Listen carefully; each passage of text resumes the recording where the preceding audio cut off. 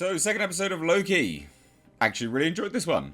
Yeah, really, really good. This will be my review, of course, of Loki Season 1, Episode 2. We'll talk non-spoilers first, then get into some spoilers. And there were some pretty big spoilers in this episode. So, I want to kind of just address why I like this one more than the first one. It was essentially as advertised. You know, the trailer dropped, and I was expecting, I don't know, sort of light-hearted, mischievous fun. And the first episode was very dour, and that's not necessarily a bad thing. But when you're expecting something other than that, and it's my own fault, I had different expectations, is what it is. But also, the trailer did make out it was going to be mischievous fun the whole time. And it wasn't. This one was much, much better. Much better. Much funnier. You really do get a sense of Loki being way out of his depth, which is actually really good fun. Really, really good fun. Tom Hiddleston does a fantastic job in the role. I'm sure he absolutely loves this role as well, because you can tell he's having a blast. He's having such a good time with it. So it's been going. It's a fantastic show.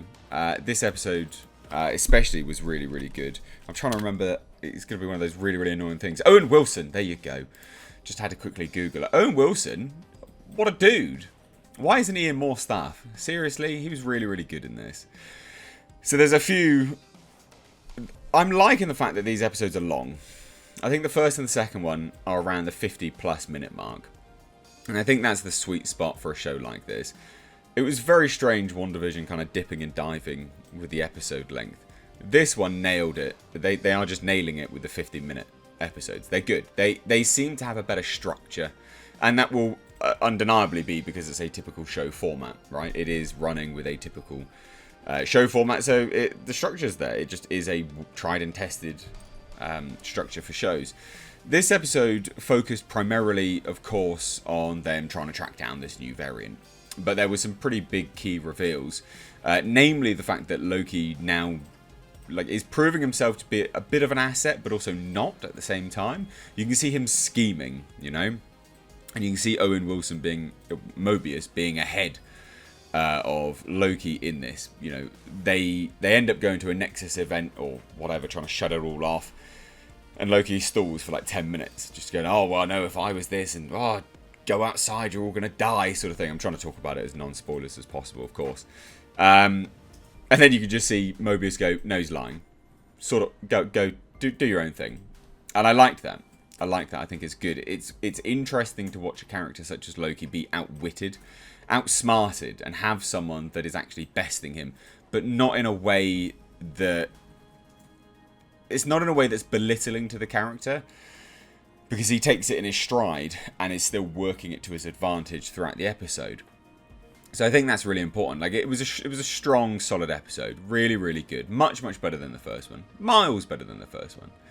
Really, really decent. And you now know Loki's overarching plan is to try and get in front of the Timekeepers and obviously kill them, overthrow them, and rule the TVA, right? That is the plan. Now, I don't know whether that's going to be the plan moving forwards entirely because of certain events that occur throughout this episode. I just don't know. But I can't really talk about them in non-spoilers. So, if you didn't like the first one, or you were sort of in two minds about the first one, go and watch this episode, because I think you'll really like it. I genuinely had a good time with this one. This is how a Marvel show should be. The effects were great. Really, really great. Very, very good. It pisses all over WandaVision. Like, genuinely really, really good effects. The acting is much better. Much better than WandaVision as well. This is on par. It's a mini movie, and this is what I wanted from Marvel TV. When they announced that was what I was expecting anyway, and to not get that is very, very disappointing. But we're getting it now with Loki, so I'd encourage anyone to watch it. But we'll talk spoilers now, so you have been warned. Spoilers. We now know basically they track down this new variant, which is a woman. Which is interesting because actually in the credits they've revealed who she is, and it has bigger implications than what most people think. So in the credits it's actually credited as Sylvie, not the variant, right? And that's important because if this one is actually Sylvie or an offshoot of Sylvie, I I think they've let slip what's going to happen now, and I think they'll probably try and scrub it. I don't know, but yeah. So she's Sylvie. Sylvie Lushton is an individual that lived in Oklahoma. Pretty normal life. She woke up once and was like, "I've got magical powers. What's going on here?" Right? These were given to her by Loki. Now, in this show, I don't think they didn't recognize one another. That was very clearly not there. So I don't think it's that Sylvie. Or at the very least, it's not the Sylvie comic origin Sylvie. Maybe they're just repurposing a female Loki and using the name Sylvie. I don't know.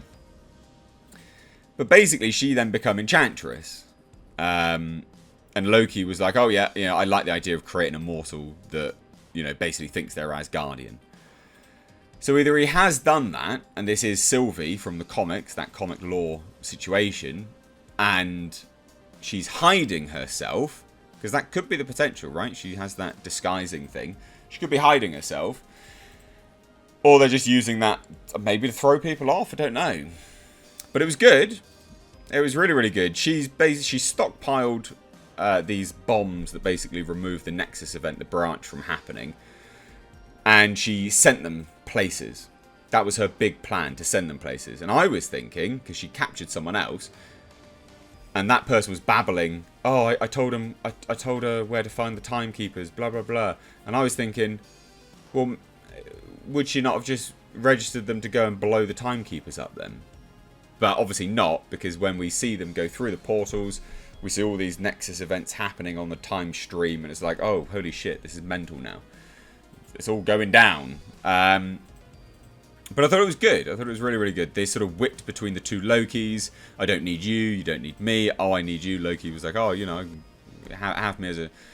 I'd like to have you as a trusted lieutenant and all this kind of stuff. And it's like, yeah, no, she definitely doesn't want you. She's got her own plan. She's moving on. She's way ahead of you in terms of what she wants to do. With the TVA and her sort of overarching plan. So it's interesting. I like where they're going with it. And obviously it sets it up at the end. Loki has now ran away from the TVA. He goes through the same portal that this Sylvie, this female Loki, goes through. And from there, your guess is as good as mine what's going to happen. But I would love to hear your guesses down below in the comment section. Strong recommendation from me on this one. I was in two minds watching the first episode. I was very much in two minds. But this one is a strong recommendation. Much, much better. And I don't begrudge the first episode so much anymore, because I think that they were just trying to lay the framework for a character that you're sort of second guessing each time. Maybe I'm giving them the benefit of the doubt, I don't know. But let me know what you think down below. If you're new here, do hit subscribe. Thanks so much. Take care.